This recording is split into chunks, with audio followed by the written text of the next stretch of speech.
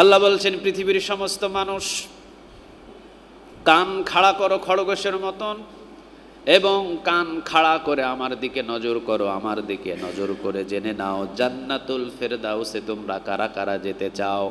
জান্নাতুল ফেরদাউসে যদি তোমরা যেতে চাও, যেই জান্নাতের স্তরগুলো আছে, একের পর এক জান্নাতের স্তরগুলো আমি আল্লাহ রাব্বুল আলামিন রেখে দিয়েছি।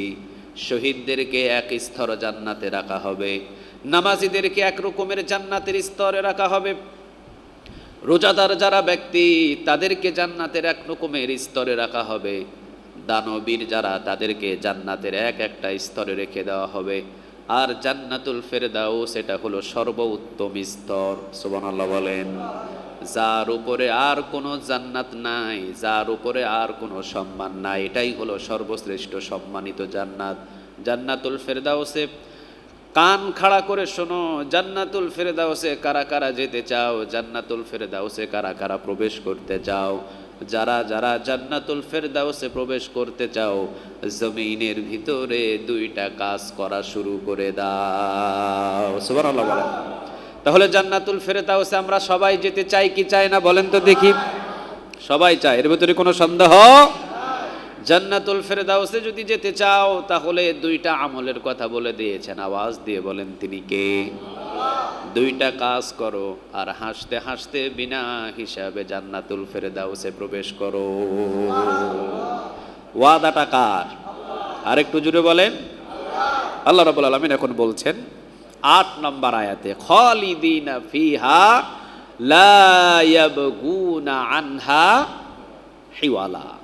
আল্লাহ বলছেন, এই জান্নাতে যখন আমি বান্দাদেরকে প্রবেশ করাবো, তখন এরা বলবে, আল্লাহ এখান থেকে আপনি আর কোনোদিন আমাদেরকে বাহির করিয়েন না। সুবহানাল্লাহ বলেন।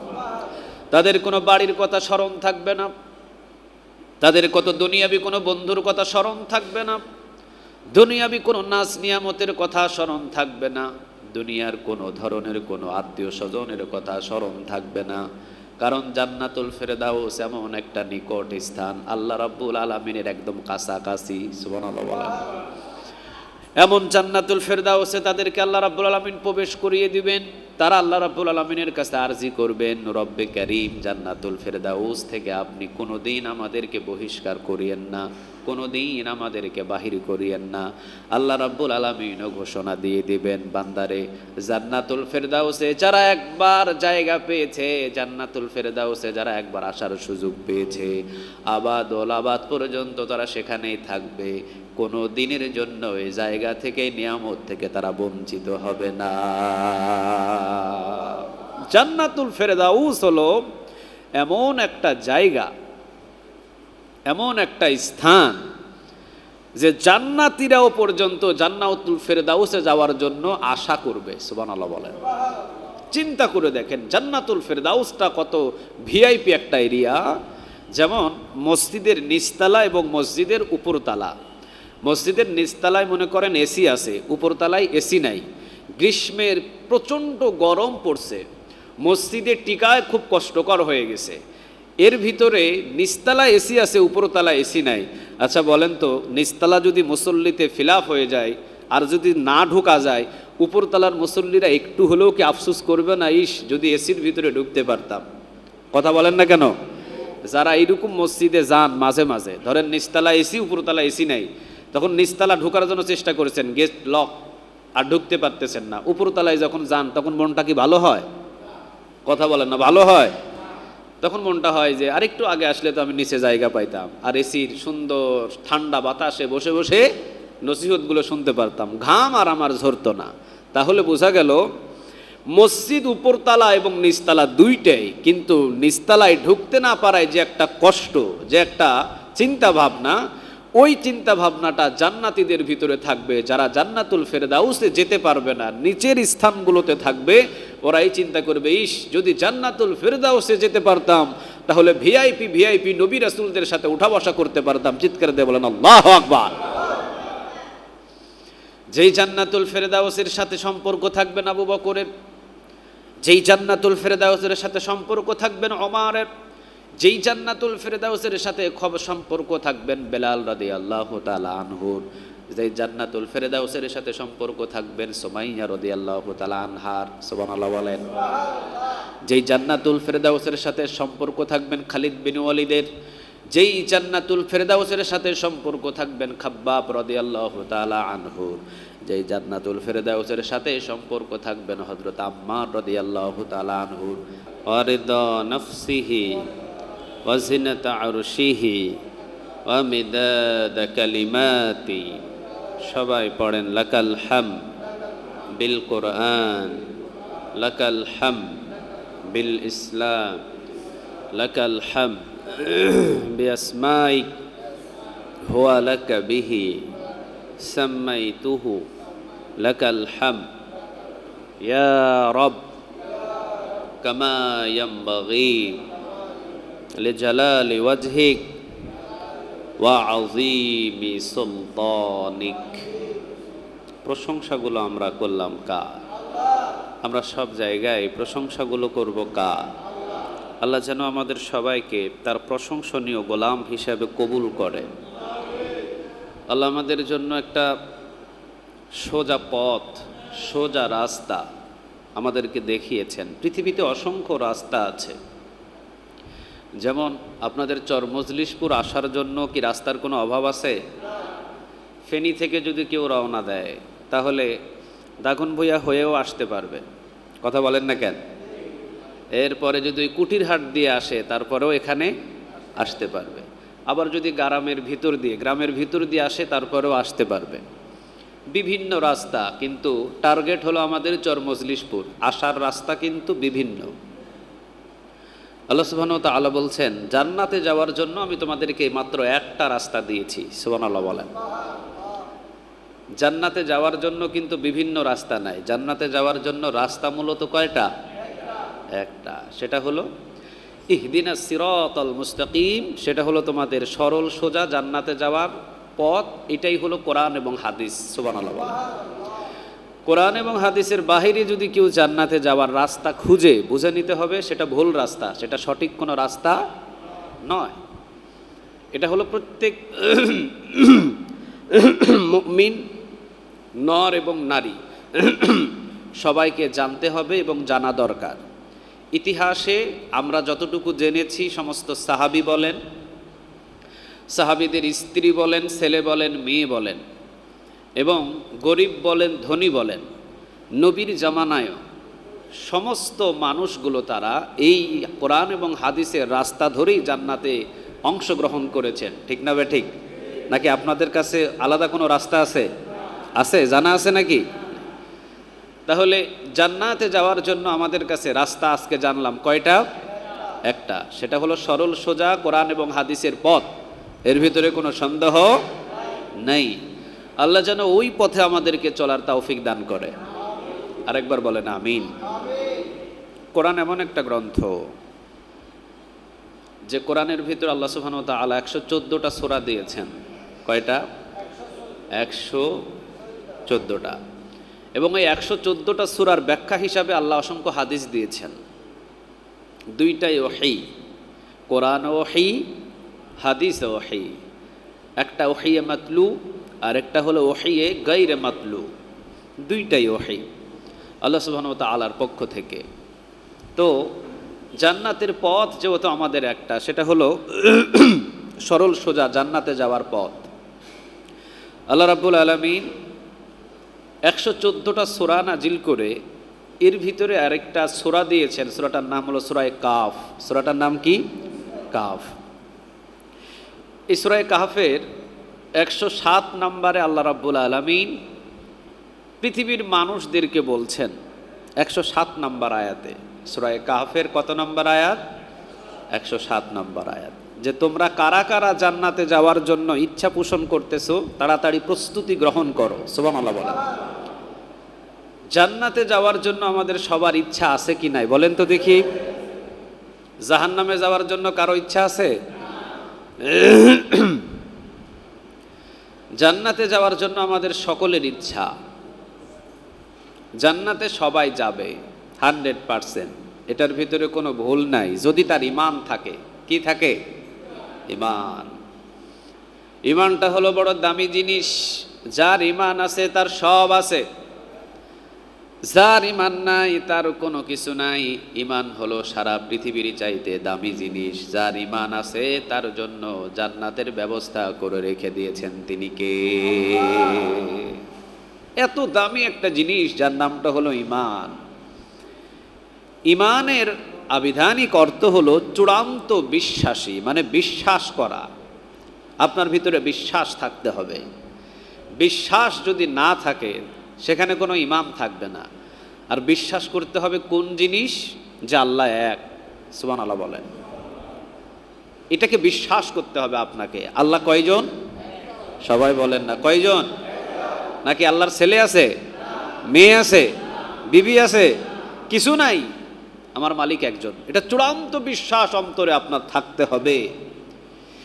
এই বিশ্বাস এমন পর্যায়ে আপনার থাকতে হবে যা আপনার গর্দানে ফাঁসির রশি চলে আসবে, এরপরেও ওই বিশ্বাসের উপর অটল থাকতে হবে আমার আল্লাহ এক। প্রয়োজনে আমি ফাঁসির রশি পড়ব, কিন্তু আমার আল্লাহর সাথে আমি কাউকে শরীক করব না। সুবহানাল্লাহ বলেন।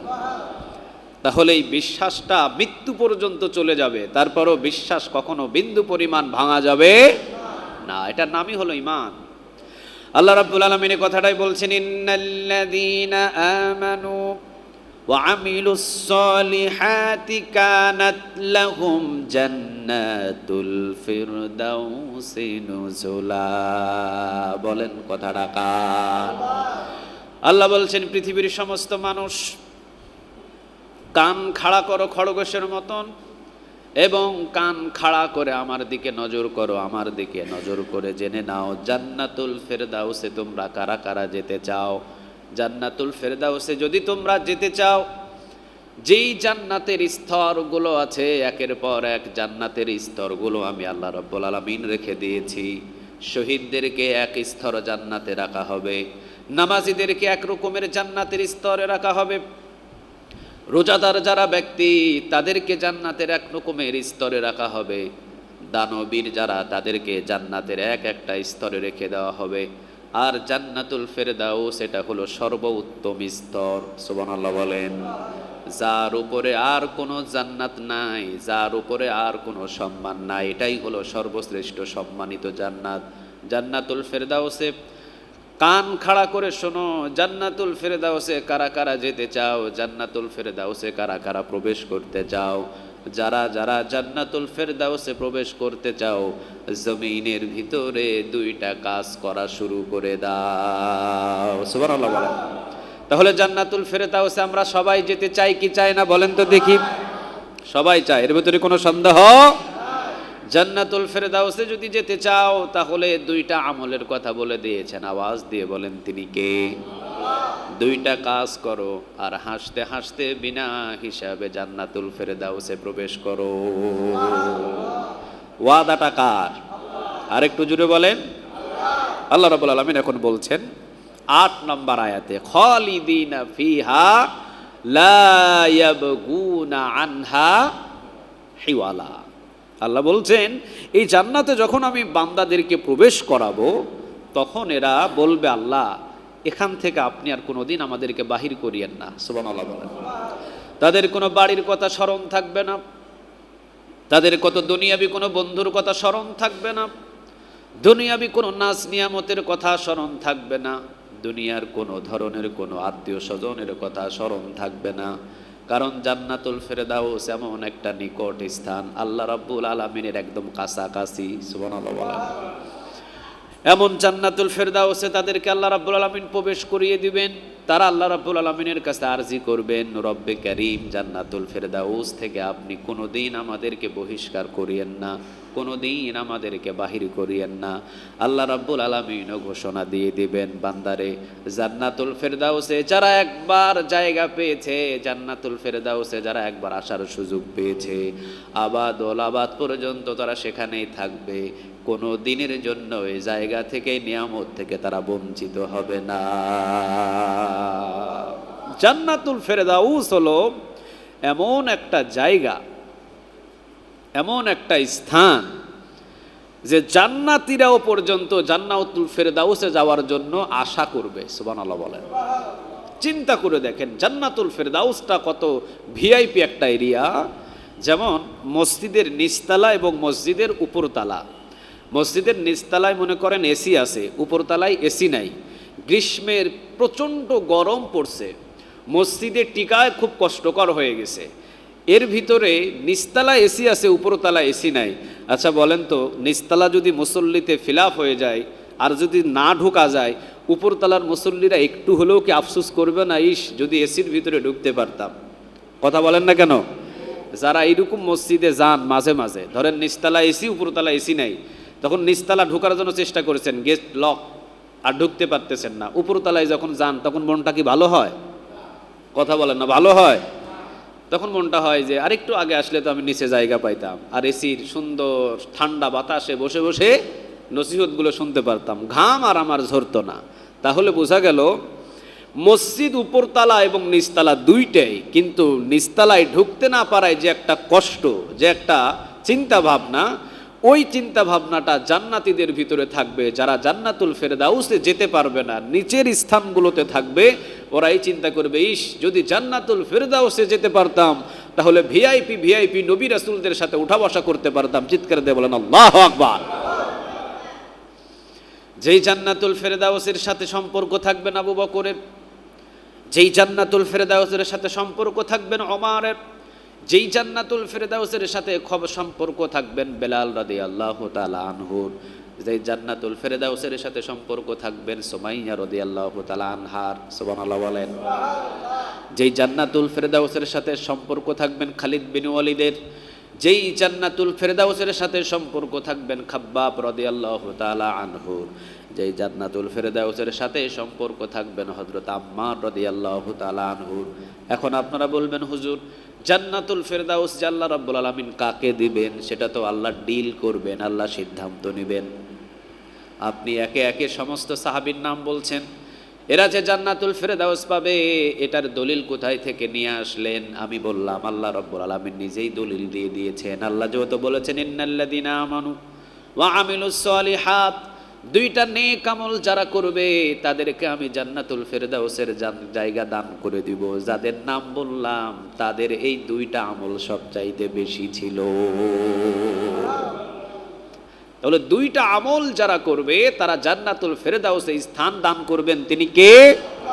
ইন্নাল্লাযীনা আমানু, আগে আল্লাহ বললেন নিশ্চয়ই যারা ঈমান আনবে। সুবহানাল্লাহ বলেন। ঈমান আনতে হবে ওই যে যার মতো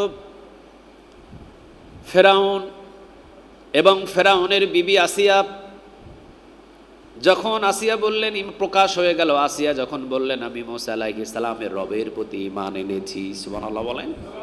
কার প্রতি ঈমান আনছে? মুসা আলাইহিস সালামের রবের প্রতি আমি ঈমান এনেছি। যেই মুসা আলাইহিস সালামের রব হলো আসমানের মালিক এবং মুসা আলাইহিস সালামের রব হলো জমিনের মালিক। সুবহানাল্লাহ বলেন। স্বামী হলো চূড়ান্ত কাফের ফেরাউন, যেমন তেমন কাফের না, যার কথা কোরআনে আল্লাহ উঠাইয়া দিয়া চিহ্নিত করে সিলগালা মারি দিছে। সুবহানাল্লাহ বলেন। চিনতে পারবেন না আপনারা, এই জন্য আল্লাহ কোরআনে উঠাইয়া দিছে যাতে কিয়ামত পর্যন্ত আমার বান্দাগুলো চিনতে পারে। সুবহানাল্লাহ বলবেন না? ফেরাউন এমন হলো ডাকাত, হাজার হাজার শিশুদেরকে জবাই করে দিয়েছেন। স্বামী এবং স্ত্রী মিলামিশা করার জন্য তাদেরকে দুইভাবে আলাদা করে দিয়েছেন। ফেরাউন একদিন স্বপ্ন দেখেছিলেন। ফেরাউন স্বপ্ন দেখলেন তার রাজপ্রাসাদের ভিতরে এমন একজন আগমন করছেন, তার রাজপ্রাসাদটা তছনছ করে দিবে, তার ক্ষমতা নিয়ে টান দিবে, তার রাজপ্রাসাদগুলো ভেঙে চুরমার করে দিবে, এমন একজন শিশু আগমন করছেন, জন্ম নিতেছেন। চিন্তা করে দেখেন, এই স্বপ্নগুলো যখন দেখলেন, খ্রিস্টানদের বড় বড় পাদ্রীদেরকে ডাক দিয়ে তিনি বললেন কি করা যায় আপনি বলেন। তারা বললেন তাহলে যতগুলো শিশু জন্ম নিবে সবাইকে জবাই করে দাও, তাহলে আপনার রাজপ্রাসাদ ভাঙার মতো আর কোনো শিশু হতে পারবে না, এবং স্বামী স্ত্রী মিলামিশা বন্ধ করে দাও। স্বামী স্ত্রী মিলামিশা বন্ধ করে দিলে কোনো সন্তানের দুনিয়াতে আসতেই পারবে না। এক নাম্বার, আর দ্বিতীয় নাম্বার যারা জন্ম নিতেছে তাদেরকে জবাই করে দাও। বাস, হাজার হাজার শত শত শিশুদেরকে জবাই করে দিলেন। কিন্তু যাকে পাঠানোর দরকার তাকে পাঠালেন তিনি কে? শুধু পাঠালেন যে তা নয়, আবার মুসা আলাইহিস সালামকে ফেরাউনের ঘরেই লালন পালন করলেন। সুবহানাল্লাহ বলতে পারলেন না? এটা লম্বা ঘটনা, এটা হলো আমার আলোচনা নয়। মুসা আলাইহিস সালাম দুনিয়াতে জন্ম নিলেন। যেই দিন জন্ম নিলেন ওই দিন বিকট আওয়াজ, চতুর্দিকে আওয়াজ ভেসে গেল। মুসা আলাইহিস সালাম কান্না করছেন। মুসা আলাইহিস সালামের মা ভীত হয়ে গেলেন। মুসা আলাইহিস সালামের বোন দাঁড়িয়ে রইলেন, চিন্তা করলেন একে নিয়ে কি করা যায়। ঘরের ভিতরে একটা কাঠের বাক্স দেখা গেল। একজন গায়েবী আওয়াজ দিয়ে বলতেছেন, কোনো চিন্তা নাই, কাঠের বাক্সর ভিতরে মুসা আলাইহিস সালামকে ঢোকাও এবং নীল নদের ভিতরে ভাসিয়ে দাও। এর খাবারের দায়িত্ব, লালন পালনের দায়িত্ব আল্লাহ নিজ হাতে নিয়েছেন। সুবহানাল্লাহ বলেন। মুসা আলাইহিস সালামকে কাঠের বাক্সর ভিতরে ঢুকাইয়া দিলেন। যেদিন জন্ম নিয়েছেন ঠিক ওই দিনই নীল নদের ভিতরে ভাসায়া দিলেন। একজন মা নিজের সন্তানকে সাগরে ভাসায়া দেয়, নদীতে ভাসায়া দেয়, মায়ের কলিজাটা তো ছিঁড়ে গেছে। আল্লাহু আকবার বলেন। মা যে কি জিনিস, সন্তান জন্ম নিলেন, আবার বাক্সের ভিতরে ঢোকায়া সন্তানকে আবার নীল নদে ভাসায়া দিলেন। নীল নদে ভাসায়া দিয়ে মা চোখের পানি ছেড়ে কান্না করছেন। আর মুসা আলাইহিস সালামের বোন, মুসা আলাইহিস সালামের যিনি বোন ছিলেন, ওই বোন নীল নদের পাশ দিয়ে দিয়ে হেঁটে হেঁটে দেখছেন যে বাক্সটা কোন পর্যন্ত চলে যায়। মুসা আলাইহিস সালামের মায়ের কান্না দেখে আল্লাহ রাব্বুল আলামিন বললেন, মুসা আলাইহিস সালামের মা চিন্তা করো না, যেহেতু জন্ম দিয়েছি আমি, লালন পালন করব মুসা আলাইহিস সালামকে ফেরাউনের দরবারে।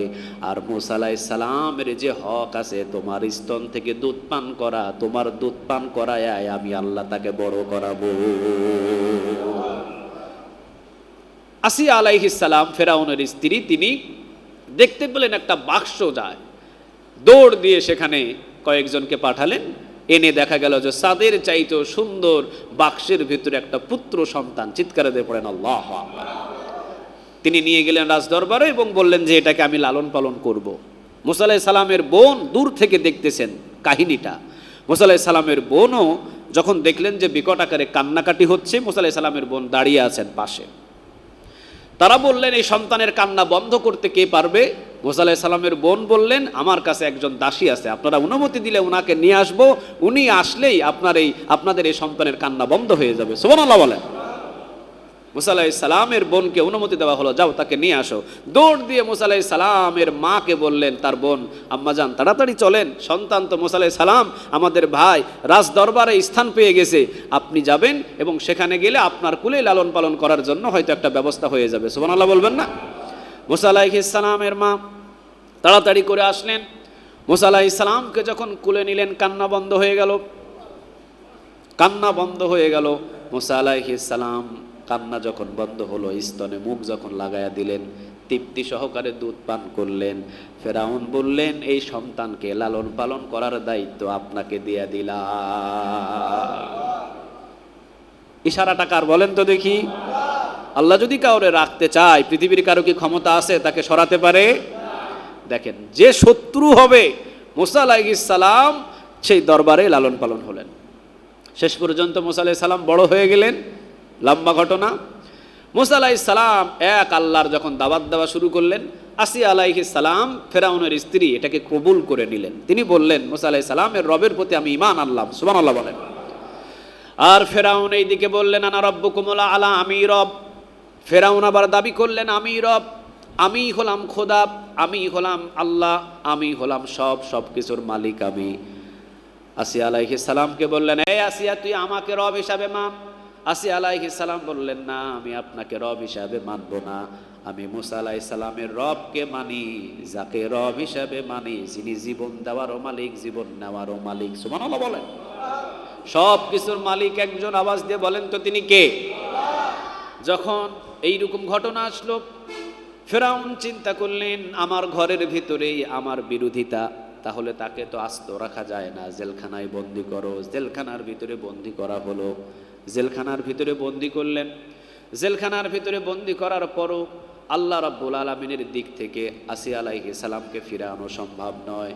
এরপরে দুর্গন্ধ একটা ঘরের ভিতরে রাখলেন। আসিয়া আলাইহিস সালাম বমি করতে করতে এমনকি পেটের নাড়ি পর্যন্ত বাহির হয়ে যাবে, এত দুর্গন্ধ জায়গায় আসিয়া আলাইহিস সালামকে রাখা হলো। আসিয়া আলাইহিস সালাম বললেন, আমাকে এর চাইতেও যদি দুর্গন্ধ কোনো ঘরের ভিতরে বন্দি রাখা হয়, এরপরও আমি আওয়াজ দিয়ে বলে যাব, আমার মালিক একজন। আওয়াজ দিয়ে বলেন তিনি কে?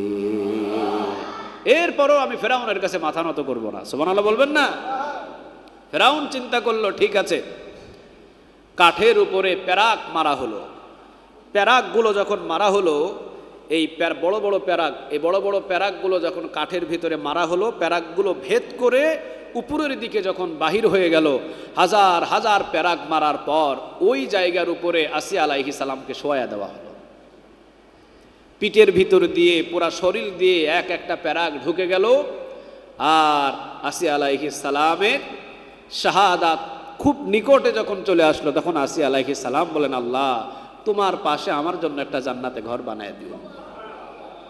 কারণ ইমানের উপরে অটল ছিলেন। সুবহানাল্লাহ বলবেন না?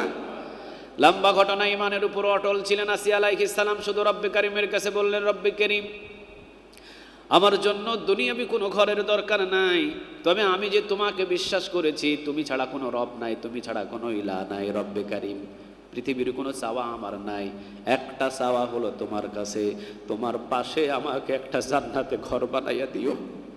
আল্লাহ রাব্বুল আলামিন জিবরিল আলাইহিস সালামকে বললেন, তাড়াতাড়ি আসমানের দরজাগুলো খুলে দাও। সব আসমানের দরজাগুলো খুলে দেওয়া হলো। আসিয়া আলাইহিস সালামকে তাকানোর জন্য আদেশ দেওয়া হলো। আসিয়া আলাইহিস সালাম তাকালেন।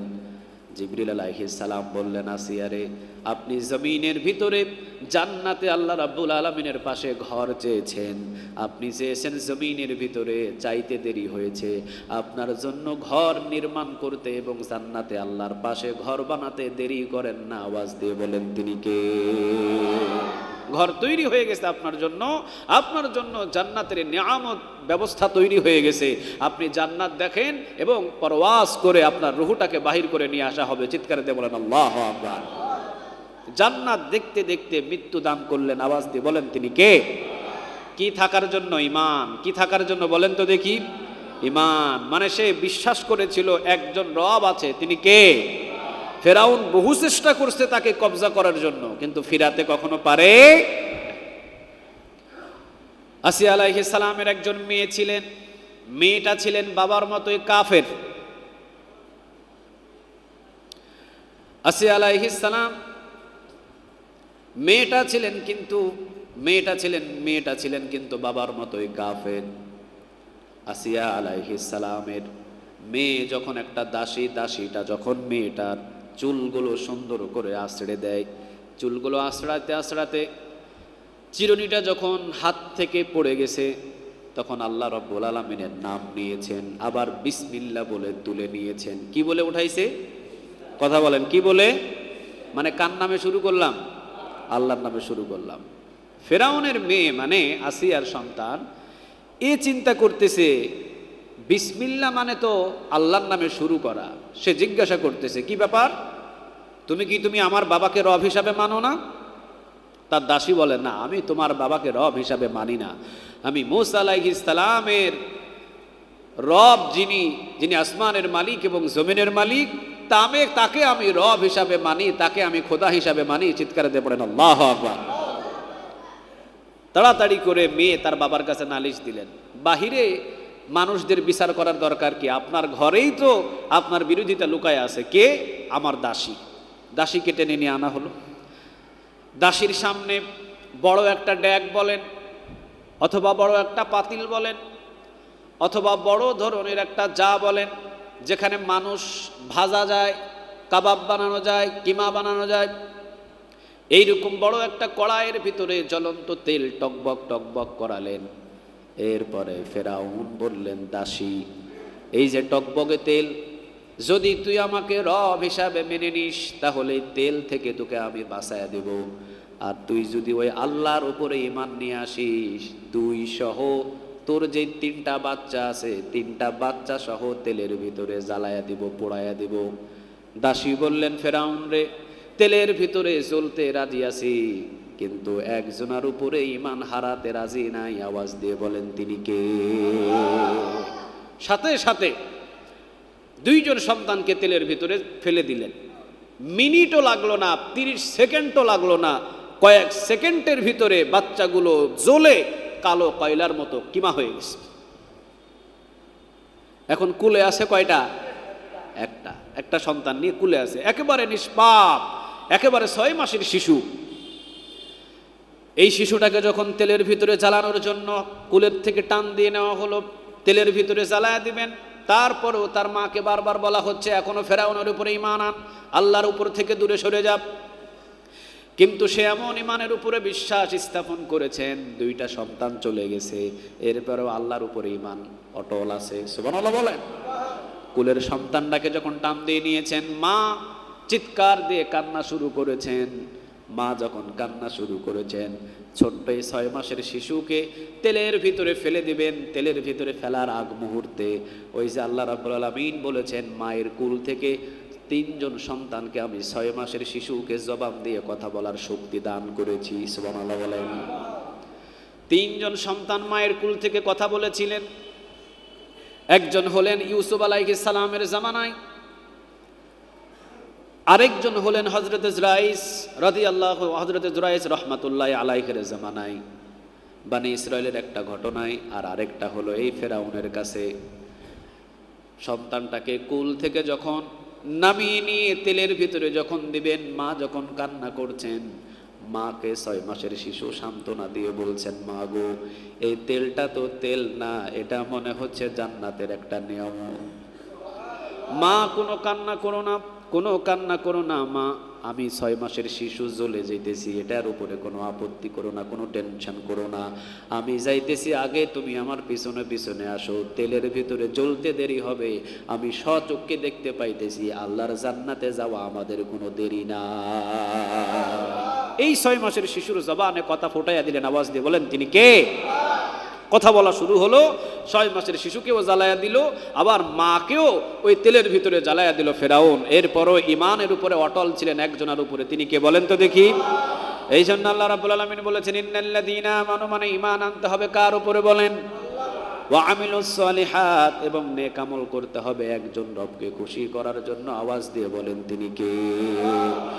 যদি ঈমান আনেন, ঈমান আনার পরে যদি হাজার হাজার বিপদ আসে, বিপদ আসার সাথে সাথে আপনি অটল থাকবেন, অটল থেকে নেক আমলগুলো করবেন। আর যদি ঈমান আনার পরে নেক আমলগুলো যদি সুন্দরভাবে করতে পারেন, আল্লাহ বলছেন, কানাত লাকুম জান্নাতুল ফিরদাউসি নুজুলা, এমন একটা জান্নাত তোমাদেরকে দান করে দিব, যেই জান্নাতের উপরে আর কোনো জান্নাতের স্থান নাই। সুবহানাল্লাহ বলেন। তাহলে ঈমান আনতে হবে কার উপরে বলেন তো দেখি? আর একটু জুড়ে বলেন, কার?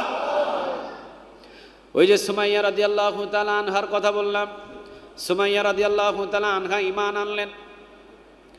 সুমাইয়া রাদিয়াল্লাহু তাআলা আনহা ঈমান আনতে গিয়ে আবু জেহেলের হাতে গ্রেফতার হলেন। আবু জেহেল গ্রেফতার করে নিয়ে চলে গেলেন।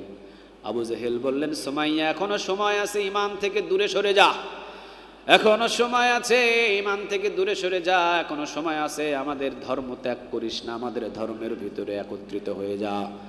সুমাইয়া রাদিয়াল্লাহু তাআলা আনহা তিনি বললেন, আবু জেহেল রে, তোর যতগুলো শক্তি আছে, তোর শক্তি সহ, মক্কার রাষ্ট্রের যতগুলো শক্তি আছে সমস্ত শক্তি সহ, তোর মতো যত নেতা আছে সমস্ত নেতার শক্তি সহ একত্রিত করে যদি আমি সুমাইয়ার উপরে অত্যাচার করা শুরু করে দিস, সমস্ত অত্যাচার আমি সুমাইয়া সহ্য করব, কিন্তু একজনের উপর থেকে আমাকে দূরে সরাতে পারবি না। আওয়াজ দিয়ে বলেন তিনি কে? আল্লাহকে রব হিসাবে মেনে নিয়েছি তো নিয়েছি, আমি সাধারণ একজন মহিলা হতে পারি, সমস্ত রাষ্ট্রীয় শক্তি যদি আমার উপরে প্রয়োগ করা হয়, এরপরেও আমি সুমাইয়াকে চুল পরিমাণ আল্লাহর কাছ থেকে দূরে সরানো যাবে না। চিৎকার দিয়ে পড়েন আল্লাহু আকবার। কি ঈমান এনেছেন তারা! সুমাইয়া রাদিয়াল্লাহু তাআলা আনহাকে গ্রেফতার করে নিয়ে যাওয়া হলো মরুভূমির ভিতরে, চিৎ করে শুইয়ে দেওয়া হলো। চারদিকে 4টা খুঁটি, এক খুঁটির সাথে পা, আরেক খুঁটির সাথে আরেক পা, এক খুঁটির সাথে ডান হাত, আরেক খুঁটির সাথে বাম হাত, চিৎ করে শুইয়ে টান টান করে হাত এবং পা ফাঁক করে শুইয়ে সুমাইয়া রাদিয়াল্লাহু তাআলা আনহার কাছে আবু জেহেল গিয়ে বলতেছেন, সুমাইয়া কেমন লাগে? সুমাইয়া তোমার কেমন লাগে? সুমাইয়া রাদিয়াল্লাহু তাআলা আনহা বলতেছেন, আবু জেহেল, আমি ঈমান আনার পরে এই দিনের অপেক্ষায় ছিলাম। সুবহানাল্লাহ বলবেন না? ঈমান আনার পরে আমি এই দিনের অপেক্ষায় ছিলাম যে আমার ঈমান পরীক্ষা করার মতো পৃথিবীর কোথাও আমি কোনো যন্ত্র পাই নাই, মাপার মতো কোনো দাড়িপাল্লা পাই নাই। আমার ঈমান যে কতটুকু মজবুত এতটুকু জানার মতো আমি পৃথিবীর কোনো যন্ত্র মন্ত্র, পৃথিবীর কোনো জিনিস পাই নাই। আজকে তোর কাছে এসে এই মরুভূমির ভিতরে শুইবার পরে আমি বুঝতে পারতেছি আমার ঈমান কতটুকু মজবুত আর কতটুকু দুর্বল। সুবহানাল্লাহ বলেন। পরীক্ষা না দেওয়া পর্যন্ত কি ছাত্র কেমন এটা কি জানা যায়? কথা বলেন না কেন, জানা যায়? তা আমি তো পরীক্ষা দিতে এসে আমি বুঝতে পারতেছি যে আমি সুমাইয়ার ঈমান কেমন। আবু জেহেল পৃথিবীর সমস্ত শক্তি যদি প্রয়োগ করে আমার উপরে অত্যাচার করা হয়, আমি সুমাইয়াকে আমার মালিক থেকে চুল পরিমাণ দূরে সরানো যাবে না। সুবহানাল্লাহ বলেন। কি ঈমানের উপরে অটল। সাথে সাথে একটা প্যারাক নিয়ে আসা হলো, প্যারাক ডান হাতের তালুতে মারলেন, ফিঙ্কি দিয়ে রক্ত বাহির হলো। রক্তগুলো আবু জেহেলের মুখেও লাগলো, আবার রক্তগুলো সুমাইয়া রাদিয়াল্লাহু তাআলা আনহার মুখেও লাগলো। সুমাইয়া রাদিয়াল্লাহু তাআলা আনহা মুস্কি হাসি দিয়ে বললেন, আবু জেহেল রে, আজকে আমি সফল হয়ে গেছি। সুবহানাল্লাহ। আজকে আমি সফল। কেননা সর্বপ্রথম যিনি ইসলামের জন্য রক্ত দিলেন, সোনালী অক্ষরে লেখা থাকবে, তার নাম হলো সুমাইয়া। আমি একজন নারী হয়ে আমার মালিকের জন্য সর্বপ্রথম যে আমি রক্ত দিতে পারলাম, এটা সোনালী অক্ষরে লেখা থাকবে, এই জন্য আমি সফল হয়ে গেলাম। বাম হাতে প্যারাক মারলেন, মস্ত বড় একটা বল্লম নিয়ে সুমাইয়া রাদিয়াল্লাহু তাআলা আনহার লজ্জাস্থানে এত জোরে আঘাত করলেন, সুমাইয়া রাদিয়াল্লাহু তাআলা আনহা চিৎকার দিলেন। চিৎকারের আওয়াজ শুধু জমিনের ভিতরে ভাসমান হয়ে রইল না, চিৎকারের আওয়াজ সরাসরি আরশে আজিম পর্যন্ত পৌঁছায়া দিলেন। তিনি কে? সুমাইয়া শহীদ হয়ে গেল। আল্লাহ সুবহানাহু ওয়া তাআলা বললেন, হাবিবুল্লাহ, কিয়ামত পর্যন্ত যত মানুষ শহীদ হবে সবার এক একটা নেক পার্সেন্ট হিসাবে আমি সুমাইয়ার আমল নামায় জমা করে দেব। ঈমানের উপরে অটল ছিলেন, বিন্দু পরিমাণ ঈমান তাদেরকে ভাঙতে পারে নাই। মৃত্যুবরণ করেছেন ঈমানের উপরে অটল থাকা অবস্থায়। সুবহানাল্লাহ বলেন। তাহলে আল্লাহ বললেন, ইন্নাল্লাযীনা আমানু, মানে ঈমান আনতে হবে। এরপরে বলেছেন ওয়া আমিলুস সলিহাত। আগামী জুমায় যদি সুযোগ হয় ওয়া আমিলুস সলিহাত সম্পর্কে বিস্তারিত আলোচনা করব। যারা সুন্নত পড়েন নাই সুন্নত আদায় করে নেন।